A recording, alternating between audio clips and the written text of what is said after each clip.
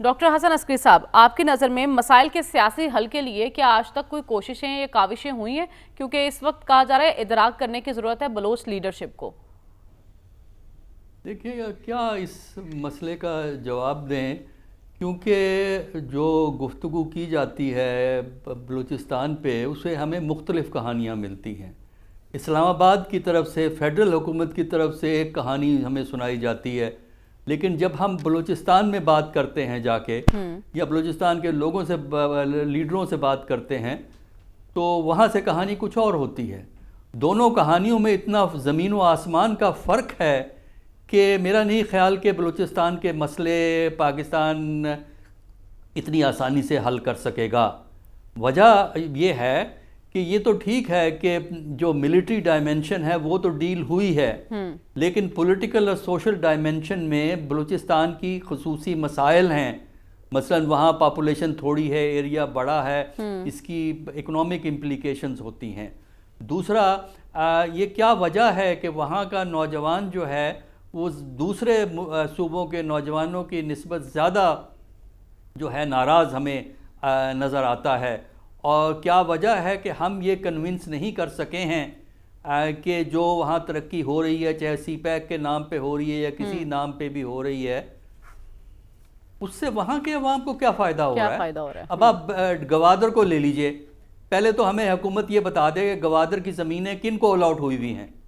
वहाँ की ज़मीनें काफ़ी महंगी हैं और वो अलॉट हुई भी हैं। ज़रा वो लिस्ट तो हमें निकाल के गवर्नमेंट बता दे, आपको पता लग जाएगा कि वो लोग कौन हैं। इससे ये एक डायमेंशन है इस मसले की जिस पे लोग बात नहीं करना चाहिए। दूसरा कि गवादर में हर 2-1 महीने के बाद स्ट्राइक हो जाती है। जो लोकल पॉपुलेशन है, जो फिशरमैन हैं, वो स्ट्राइक हो जाती है। तो अगर आप ये कहते हैं कि इतना पैसा हुकूमत खर्च कर रही है, तो सवाल ये है कि ये जो लोकल पॉपुलेशन है हर दूसरे महीने या तीसरे महीने से हड़ताल पे क्यों जाती है। उनकी कुछ शिकायत हैं फ़िशिंग के सिलसिले में, उन पर कुछ सिक्योरिटी की पाबंदियां हैं जिसकी वजह से ये इश्यूज खड़े होते हैं। ठीक है। तो अब आप खुद ही इस बात का अंदाज़ा करें कि जब तक आप आम आदमी के लेवल पे उसके चाहे ग्रीवेंसेस आप समझ लें एग्जैजरेटेड हैं, बढ़ा चढ़ा के पेश किए हुए, ये होता है कि अपनी शिकायत को आप बढ़ा चढ़ा के पेश करते हैं, लेकिन अगर उस बढ़ाई चढ़ाई को भी सामने से हटा के आप देखें तो जब तक आप उन शिकायत को एड्रेस नहीं करेंगे, जब तक उन लोगों का पॉलिटिकल एक्सपीरियंस ये नहीं होगा कि उनका फ्यूचर पाकिस्तान के फ्रेमवर्क में बेहतर है, उस वक्त तक ये आप ये मुसीबत देखते रहेंगे वहां के अंदर। तो उन शिकायत को एड्रेस किससे हमने बचपन से सुना है। डॉक्टर साहब, ये तो सियासी क़यादत की जिम्मेदारी बनती है ना। जी, मैं और किसकी बात, मैंने इस्लामाबाद की बात की है, मैंने फेडरल गवर्नमेंट की बात की है, मैंने वहाँ। और फिर यह है कि जो बलूचिस्तान में गवर्नमेंट्स बनती हैं, चंद एक एक्सेप्शन छोड़ के वहाँ वही पावर में आ सकता है जो इस्लामाबाद में फेडरल लेवल पे एक्सेप्टेबल है। अगर फेडरल लेवल पे एक्सेप्टेबल नहीं है तो आप हुकूमत नहीं बना सकते। कुछ 1-2 इंस्टेंसेस हैं ऐसे वहाँ, लेकिन ज़्यादातर यही होता है। इलेक्शन किस तरह होते हैं वो आपको भी पता है, हमें भी पता है।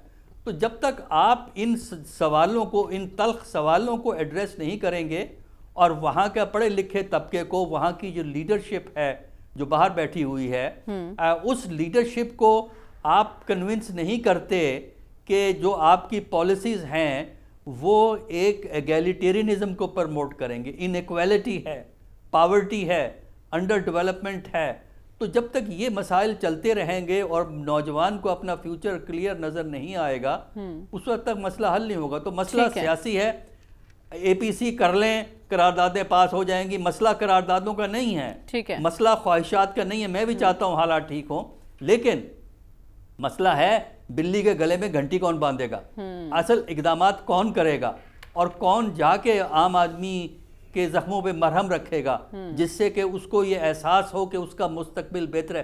क्यों सेपरेटिस्ट मूवमेंट पैदा होती हैं? सेपरेटिस्ट मूवमेंट उस वक्त पैदा होती हैं जब लोगों में ये वाइड स्प्रेड फीलिंग हो जाए कि उनका मुस्तकबिल सेफ नहीं है। ठीक है। ऐसी ये जो अदम वाबस्तगी की थिंकिंग होती है, इसको फिर वो गैर मुल्की ताकतें या तंजीमें जो आपके मुखालिफ होती हैं जो आपकी दुश्मन होती हैं ठीक। वो एक्सप्लॉइट करती हैं। ठीक है, आप कह रहे हैं वहाँ के अवाम के कोर इश्यूज को एड्रेस करने की ज़रूरत है और ये जिम्मेदारी बनती है सियासी क़यादत की। डॉक्टर साहब, आप डॉक्टर हसन अस्करी साहब, आपकी नज़र में दोनों तरफ से तो आमादगी जाहिर कर दी गई है एपीसी के लिए, संजीदगी किस हद तक आपको दिखाई दे रही है?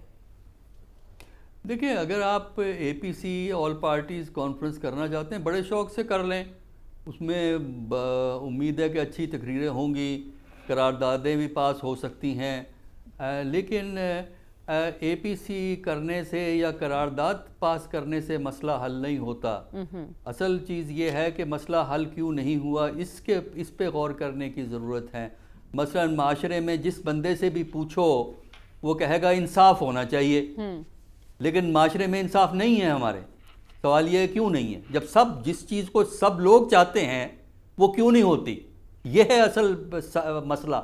तो एपीसी के रेजोल्यूशन को किस तरह इम्प्लीमेंट करेंगे? देखिए, इस वक्त 4 मुकामात पे झगड़ा चल रहा है। पहला तो जो रेजोल्यूशन अगर पास हो गए, जो उसकी उम्मीद है कि हो जाएंगे, तो उनको इम्प्लीमेंट करने का पहला तो सबसे बड़ा मसला जो आपको हमें नज़र आता है वो ये है कि सियासतदानों के आपस के झगड़े, एक दूसरे को नीचा दिखाने की जो ख्वाहिश है वो हमें नज़र आती है, अदम एतमाद आपस में नज़र आता है, और जब भी मौका लगे दोनों तरफ से, गवर्नमेंट की तरफ से भी अपोजिशन की तरफ से, वे एक दूसरे की टांग खींचते हैं।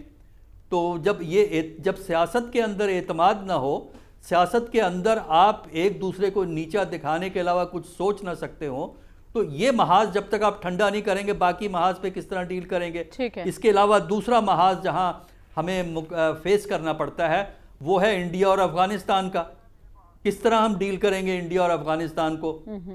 सिर्फ मरसिया पढ़ने से कि इंडिया ये करता है, हमें पता है इंडिया करता है, अफगानिस्तान वाले ये करते हैं वो भी हमें पता है, लेकिन उसको किस तरह डील करेंगे? इस पर मुझे ज़रा थोड़ा सा ये एपीसी वाले बताएं ना क्या है।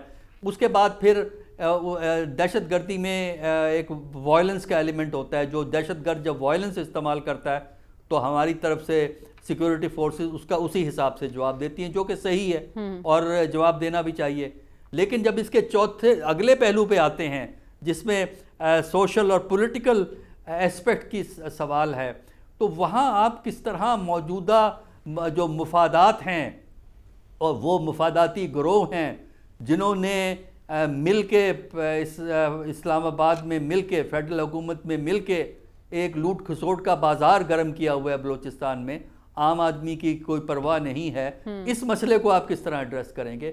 जब तक आप हार्ट्स एंड माइंड्स को नहीं जीते, जब तक आप आम आदमी में ये तसव्वुर नहीं पैदा करते कि ये रियासत, ये हुकूमत उनके लिए है, ये उनकी है, उनके लिए है, उनके मुस्तकबिल को बेहतर करेगी, उस वक्त तक आप इस मसले को हल नहीं कर सकते। ठीक है। और फिलहाल मुझे तो कोई ऐसे नुस्खे नज़र नहीं आते या कोई इंडिकेशंस हो हुकूमत की तरफ से, क्योंकि लीड हुकूमत ने लेनी होती है, दूसरी पार्टियों का भी रोल होता है, लीड हुकूमत की तरफ से हो, कोई इशारे तो हों कि हम तरीक़ाकार को बदलते हैं। माजी में भी यही हुआ है, वाक़या हुआ, ऊपर से नीचे हिलजुल हुई और उसके बाद कहानी ठंडी पड़ गई। तो इसलिए जब तक आप एक टोटली सिस्टम को नहीं चेंज करेंगे और ख़ासकर जो सियासतदानों की लड़ाइयाँ और पकड़ धकड़ के मामले को ठंडा नहीं करेंगे, उस वक्त तक हमें मुमकिन नहीं है। पहले आपसे इख्तलाफात को ख़त्म करने की ज़रूरत है। ऐसा ना हो कि माजी की तरह मीटिंग्स हों और इजलास पे इजलास बुलाए जाएं, कमेटियों के सपोर्ट मामला किया जाए और फिर मामला सर्द खाने में चला जाए।